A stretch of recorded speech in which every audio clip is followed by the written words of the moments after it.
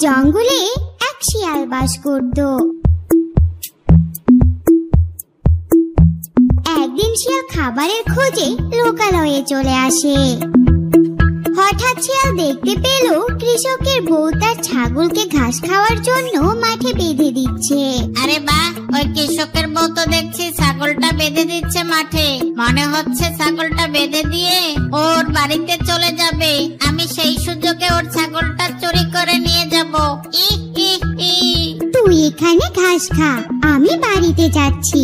দুপুরে এসে আমি তোকে নিয়ে যাব। এই বলে কৃষকের বউ সেখান থেকে চলে গেল।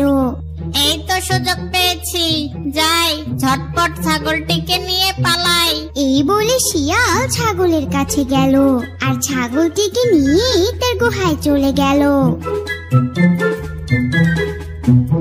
বাহ, ছাগলটি দেখতে কত সুন্দর।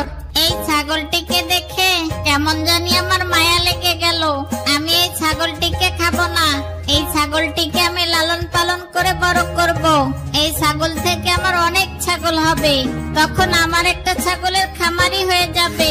তারপর আমি একটা একটা করে ছাগল ধরে খাবো। যাই, আমি এখন এই ছাগলটির জন্য জঙ্গলের মাঠ থেকে কচি কচি ঘাস কেটে আনি। এদিকে দুপুর হতে কৃষকের বউ ছাগলটিকে নিতে আসলো আর এসে দেখলো ছাগলটি সেখানে নেই। হায় হায়, হে আমার কি সর্বনাশ হয়ে গেছে! আমার ছাগলটা কোথায় গেল?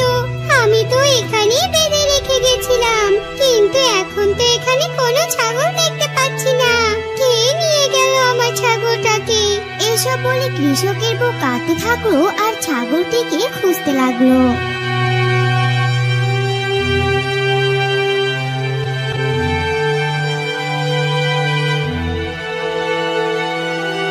কি গো, তুমি এভাবে কাঁদছো কেন?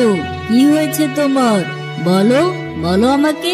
ওগো, আমাদের যে সর্বনাশ হয়ে গেছে। আমি আমার ছাগলটিকে মাঠে বেঁধে দিয়েছিলাম, আর কে যেন এসে আমার ছাগলটাকে নিয়ে গেছে। অনেক খুঁজেও আমি ছাগলটিকে কোথাও পেলাম না। কি বলছো কি বউ? তুমি কি জঙ্গলটা ভালো করে খুঁজে দেখেছো? আশেপাশে আবার কোথাও নেই তো?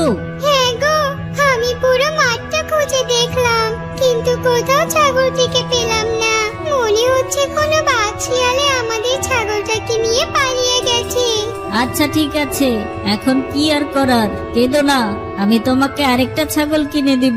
এই গল্পের পরবর্তী অংশটি পেতে অবশ্যই আমাদের এই কার্টুন বাংলা চ্যানেলটি সাবস্ক্রাইব করে নোটিফিকেশনটি অন করে রাখুন। ধন্যবাদ।